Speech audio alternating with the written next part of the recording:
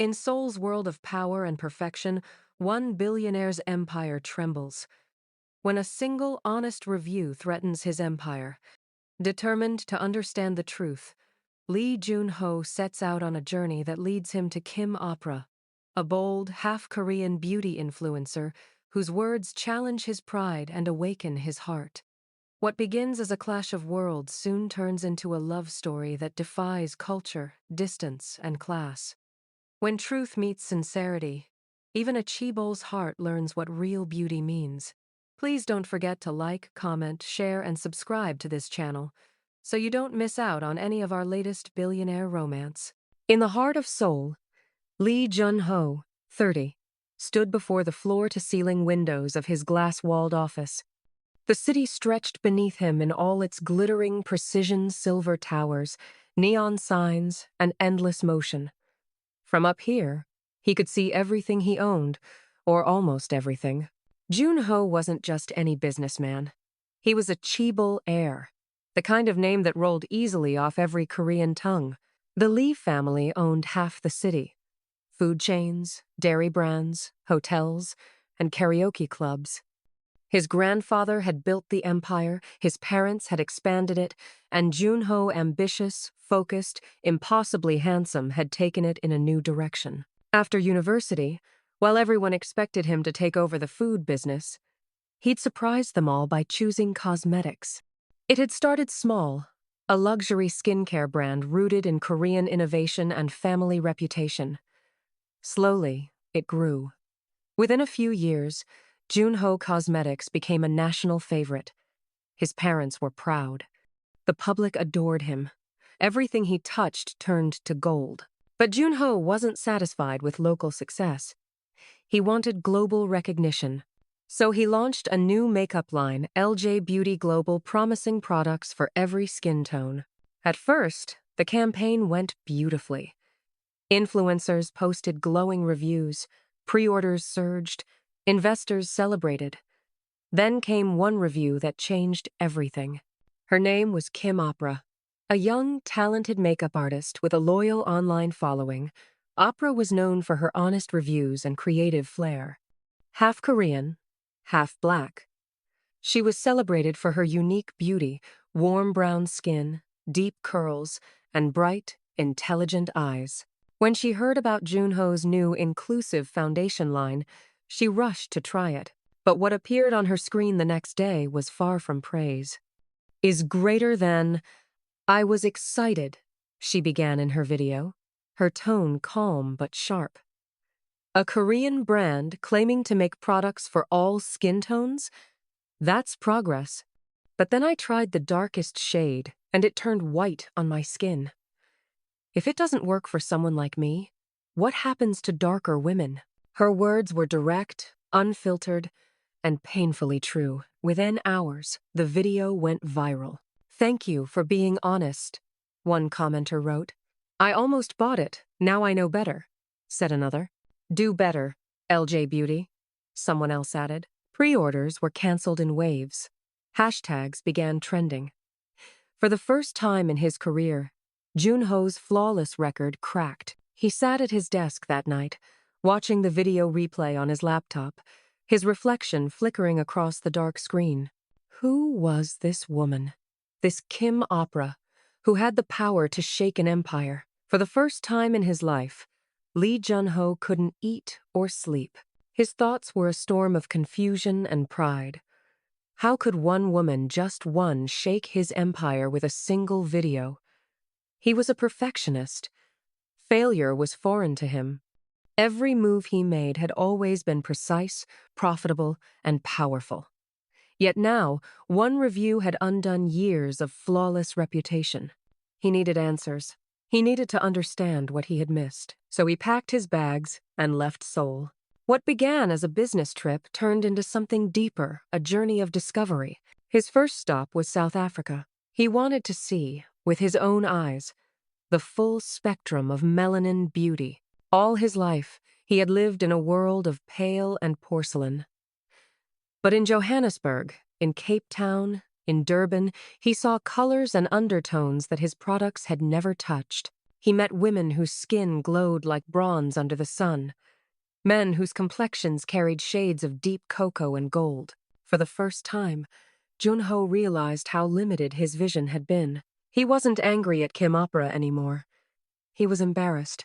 As a representative from his own company, his identity hidden, he met with local beauty experts and makeup artists. Some welcomed him warmly, others gave only polite nods. Still, every conversation taught him something new about tone, texture, and representation. From South Africa, he traveled to parts of Asia, studying beauty cultures in Thailand, India, and the Philippines. He took notes, collected samples, and quietly built a new understanding of the world he had once thought he knew so well. Then came the final destination, California. That was where Kim Opera lived, the woman who had unknowingly set him on this path. He told himself he was going to meet her not as a billionaire, not as a CEO, but as a curious man seeking truth. Few people knew what he looked like. He had always preferred anonymity. It was the perfect disguise. The bell above the door chimed softly as he stepped into a bustling beauty shop in Los Angeles. Shelves of cosmetics lined the walls, and the air smelled faintly of vanilla and powder. He was studying a serum bottle when he heard a familiar voice, a voice he had listened to countless times through a laptop screen. He turned. It was her. Kim Opera stood near the counter, radiant and confident, helping a fan choose the right foundation. Her skin seemed to catch the light effortlessly. When the fan asked for a mini makeup session, Kim smiled and obliged. Her hands graceful, her focus intense. Customers began gathering around, watching as she worked. Her art was flawless, every brushstroke precise, every blend seamless. Junho watched silently, fascinated. When the crowd thinned, he approached her. "Excuse me," he said softly. "Could you recommend a good face serum for me?" She looked up, her gaze assessing him with a professional's instinct. "You have nice skin," she said with a small smile, "but it looks a bit tired. Try this one." She handed him a bottle and explained its ingredients and benefits. He bought it immediately. As she left the store, he followed discreetly and caught up outside. "Let me help you with that," he offered, taking one of her shopping bags. She hesitated, then nodded. "Thank you." They walked together through the busy street. Her laughter was easy, her energy warm. When she offered to buy him coffee as thanks, he didn't hesitate. Her studio wasn't close. It was in a small, artsy neighborhood, filled with murals and soft music spilling from cafes. Inside, her studio was cozy, colorful, and full of life palettes, brushes, and camera equipment scattered everywhere. Over coffee, Junho introduced himself simply as June, a visitor from Seoul interested in Korean beauty brands. He mentioned he had seen her review of LJ Beauty. "Oh, that one," she said with a playful sigh. "I didn't mean to cause trouble. I just wanted to be honest.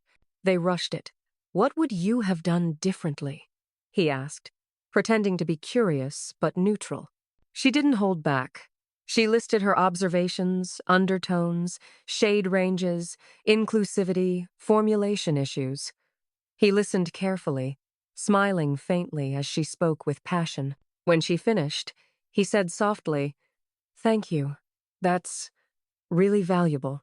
He asked if they could exchange numbers. She hesitated. "I don't usually give out my number," she said. "I understand," he replied, pretending to sound disappointed. "It's just I'm new in town. You seem like someone nice to talk to." She studied him for a moment, then smiled. "All right, but only for beauty talk." She handed him her number. Junho saved it quickly, his heart unsteady for reasons he couldn't explain.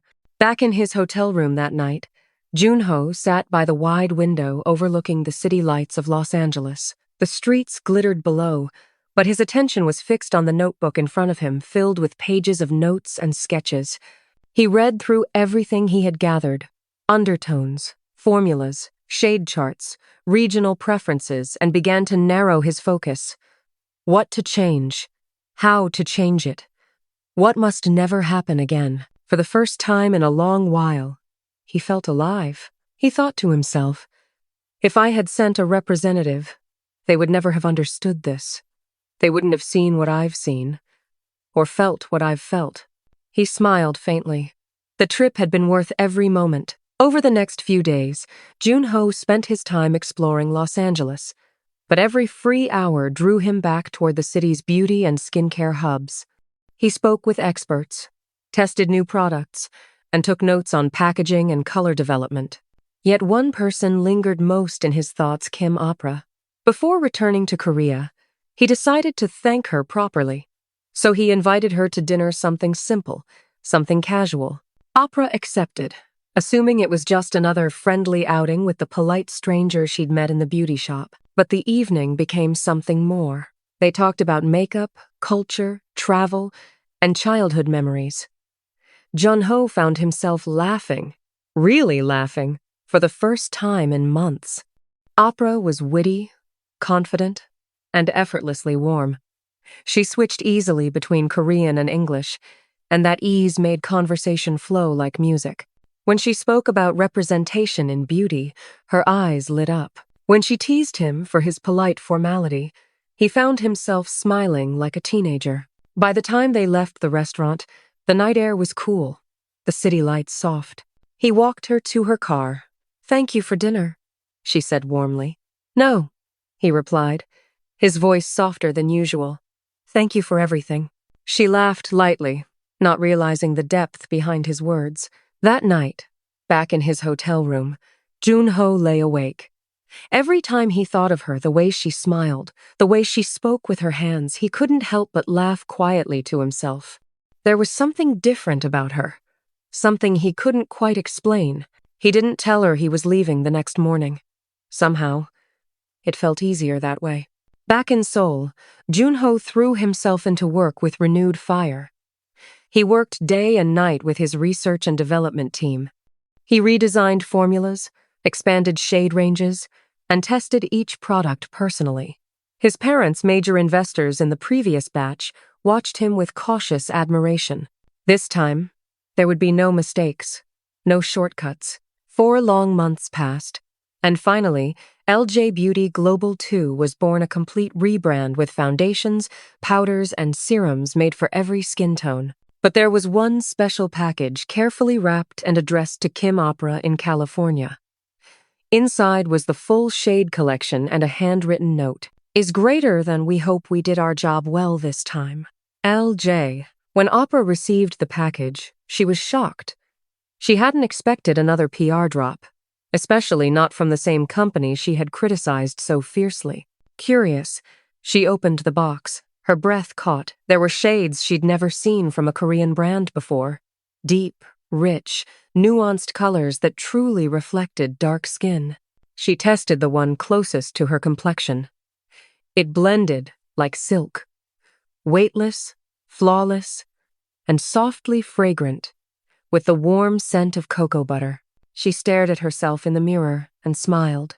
They listened. Later, she recorded a short review, genuine, glowing, and full of gratitude. "Is greater than... I have to give credit where it's due," she said, her smile radiant. LJ Beauty didn't just fix their mistake, they learned from it. "This formula is stunning. Thank you for listening." The weeks flew by faster than Junho could track. The global relaunch of LJ Beauty Global was the talk of Seoul. Every news outlet, every influencer, every business magazine praised the new line for its inclusivity and innovation. Junho couldn't stop smiling. But what thrilled him most wasn't the profits or the publicity. It was the sincerity in Kim Opera's review. She hadn't sugar-coated anything. She had spoken with honesty and grace. That honesty had earned his admiration. So when the launch event was set, he made a decision. She had to be there. A gold-embossed envelope was dispatched from Seoul to Los Angeles. When Opera received it, she blinked in disbelief. "It is greater than you are cordially invited to the global launch of LJ Beauty Seoul, South Korea." She showed it to her parents, unsure what to make of it. Her mother smiled. "You spoke truth, and they listened. You should go." Her father added, "Maybe it's time to see where your words made an impact." Sealinged, other hiring wud present. Opera hesitated, then finally replied through email, "Thank you for the invitation. I'll be there." In Seoul, when Junho saw her email, a slow smile spread across his face. She's coming. The night of the event was electric. Cameras flashed. Celebrities, beauty moguls, and journalists filled the hall. The venue shimmered with elegant crystal chandeliers, mirrored walls, and floral arrangements that spelled beauty for all. The crowd gasped as the new foundation line was unveiled, rich tones, golden shades, deep hues that mirrored the diversity of the world.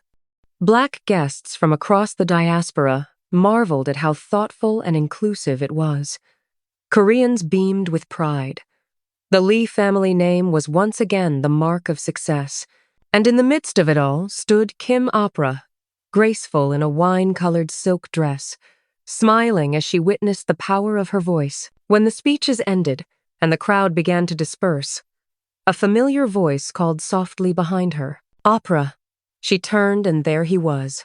"June!" she exclaimed, eyes lighting up. "I didn't expect to see you here. How have you been?" He smiled faintly. "Busy. Very busy. Were you the one who got me invited?" she teased. Junho only smiled in response, his silence betraying nothing. Later, as the evening wound down, she suggested, "Let's grab dinner, my treat, this time." He chuckled. "Fine dining? No," she said with a grin. "I want something real. The hidden gems aren't found in luxury restaurants." He raised a brow, amused, then called his secretary for quick recommendations. Within an hour, they were seated in a small, bustling local eatery filled with laughter and the scent of sizzling meat. Opera ordered fearlessly noodles, tteokbokki, kimbap, even spicy rice cakes. Junho watched her with amusement. "You have quite an appetite," he teased. She laughed, chopsticks midair. "What can I say? I missed Korean food." Dinner was laughter and warmth. For a moment, Junho forgot about titles, companies, or legacies. She made him feel like just a man. Afterward, Opera insisted they stop for samgyeopsal and beer. "You can't come to Seoul and not have proper street barbecue," she declared. By midnight, she was tipsy, her laughter echoing in the cool night air. Junho refused to leave her alone. Gently, he guided her into his car and drove her home, or rather, to his home. His penthouse, modern and serene, overlooked the Han River. He carried her inside, careful not to wake her, and laid her on the guest bed. As he turned to leave, she stirred and reached for his hand. "Don't turn off the light," she murmured, half asleep. "My Korean love, close the door behind you." He froze, her words hit deeper than she'd ever know. A soft smile curved his lips. "Yes," he whispered. "I will." He turned off the main light, leaving the lamp's golden glow to fall softly across her face. And as he closed the door quietly behind him, one thought lingered. If only she knew whose house she was sleeping in. The morning sun slipped through soft linen curtains, painting the room in a pale golden hue. Kim Opera stirred, stretching lazily before blinking into the unfamiliar brightness. For a second, she was certain she'd hear her hotel's wake-up call, but the silence felt different. The sheets beneath her were silk, not cotton. The air smelled faintly of roasted coffee and vanilla. She sat up slowly, blinking in confusion. "Wait, this isn't my hotel." Opera looked around, heart thudding. The room was spacious and beautifully designed, white walls, marble floors, floor-to-ceiling windows that overlooked the city. Everything screamed luxury. "Did my room change overnight?" she whispered to herself. Curiosity got the better of her. She slipped out of bed and tiptoed into the hallway. The faint sound of clinking plates drew her toward the kitchen. And there he was. Junho, dressed casually in a white shirt and gray joggers, was standing by the counter, stirring something on the stove. The sight stopped her mid-step. For a moment, she forgot how to breathe. When he turned and saw her, he smiled that quiet, confident smile that always made his eyes soften. "Good morning," he said. "You're awake." Opera's lips curved shyly. June, where is this? My home, he replied simply. You were too tired last night. I brought you here. Her eyes widened. Your home? He nodded, handing her a glass of water. Yes. Now go freshen up. Breakfast will be ready soon. Before she could protest, one of his maids appeared elegant and polite. Miss Opera, please this way. I've prepared a few clothes you might like. Opera followed, still dazed. The guest room had a wardrobe filled with options. She chose a soft cream blouse and denim skirt, then took a warm bath. By the time she stepped out, her mind had stopped spinning. When she joined him at the table, the aroma of breakfast made her smile: pancakes, eggs, fruits, and a cup of steaming ginseng tea. This looks amazing, she said, sliding into her seat. He smiled, pouring syrup onto her pancakes. You're my guest. You deserve it. She looked at him for a moment, then asked with playful curiosity, June, are you rich? Like, Cheeble rich? He laughed softly, shaking his head. What makes you think that? She leaned closer. Maybe the marble floors, the designer kitchen, and the fact that your guest room is nicer than most hotels? He grinned, but didn't answer.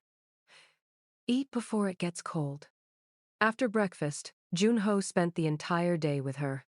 He canceled all his meetings without a second thought. Wherever she wanted to go, he followed. They visited Gyeongbokgung Palace, where she marveled at the beauty of traditional Korean architecture. He took her to Myeongdong, where she tried street food hotteok, odeng, and spicy chicken skewers, laughing between bites. But the highlight of the day came when he brought her to a luxury skincare mall. Rows of Korean and international brands lined the shelves. Opera's eyes sparkled with excitement as she explored each corner, sampling products, asking questions, smiling endlessly. Junho didn't care about the stares they got or the whispers that followed. He just watched her, the way her face lit up when she discovered something new, the way her laughter filled the air. And as the sun began to set, he realized something undeniable. He was falling for her completely and irreversibly.